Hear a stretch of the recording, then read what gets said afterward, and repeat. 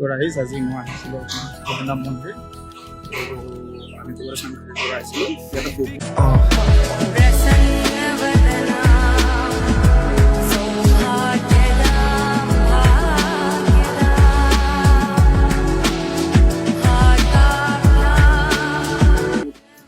ৰাইজ আজি মই আহিছিলোঁ আপোনাৰ জগন্নাথ মন্দিৰ।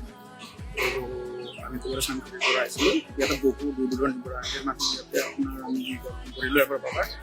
তো মই লাইনত কিমান মানুহ হয় আপোনালোকৰ ভিতৰৰ মাজত সোমাই দিওঁ মানে চাই দিলোঁ এইটোৱে এনেকৈ আছিলে। আৰু আপোনাৰ যদি কিবা আপোনাৰ চাকি লগোৱাৰ কাৰণে গোটেই দোকান যাব লাগিছিলে গোটেইখিনি আপোনালোকৰ লগৰ পৰা কোনো ধৰণৰ একো বিধনা আহিব এবাৰ মন আছিলে আৰু বাবা দৰ্শন কৰিবৰ কাৰণে আহিলোঁ আমি।